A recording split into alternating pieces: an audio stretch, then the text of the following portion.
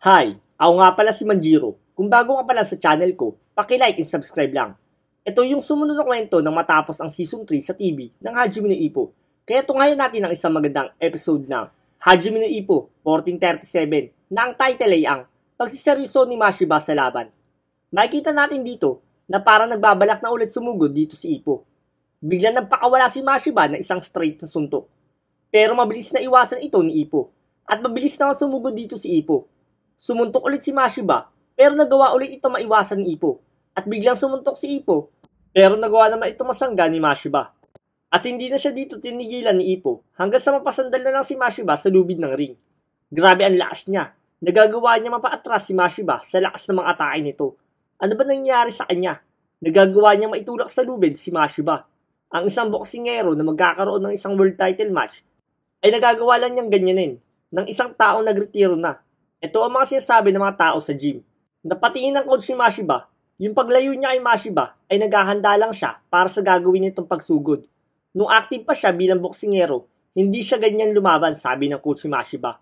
Ang ginagawa niya pag-ikot ng mga binti niya ay nagagawa niya iwasan ang malalaking suntok ni Mashiba dahil sa ginagawa niyang pag-ikot.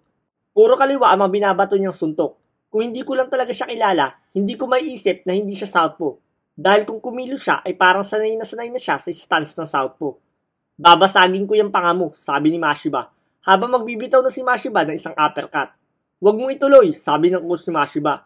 Habang makikita naman natin na parang inaabangan lang ito ni Ippo. At biglang natunugan ni Mashiba na iilagan ito ni Ippo at magka-counter ito. At hindi nga nagkamali si Mashiba dahil nagawang iwasan ito ni Ippo, ang uppercut niya. Pero nagawa naman din maiwasan ni Mashiba ang malakas na suntok ni Ippo. Nakikita natin na napaatras si Mashiba sa ginawang atake sa kanya ni Ippo. Kung ganun, inaabangan niya ang gagawin kong uppercut, sabi ni Mashiba.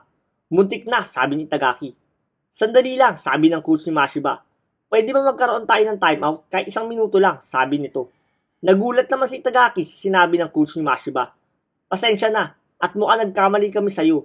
Kung alam lang namin na ganyan ka na pala lumaban, sana matagal na kaming humingi ng tulong sa'yo, sabi ng coach ni Mashiba kay Ippo.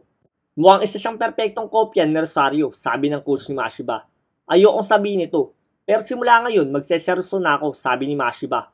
Ngayon, ito na yung world title match strategy namin, sabi ni Mashiba. Unti-unting binuka ni Mashiba ang mga hita niya. Nagulat naman si Ippo sa ginawang stance ni Mashiba. Ang stance niya ngayon ay hindi gaya ng dati. Kung ganun, ito pala yung strategy na gagamitin nila para sa parting niyang laban kay Rosario, sabi ni Ippo. Susugod ka ba o hindi? Sabi ni Mashiba. Kung hindi ka susugod, ako na lang susugod sa'yo, sabi ni Mashiba. Yun lamang po. Sana'y nagustuhan nyo ang video na ito. Paki-like and subscribe lang kung nagustuhan nyo ang video na ito. Malaking tulong na rin to para sa akin para ganahan pa mag-upload pa. Maraming salamat po.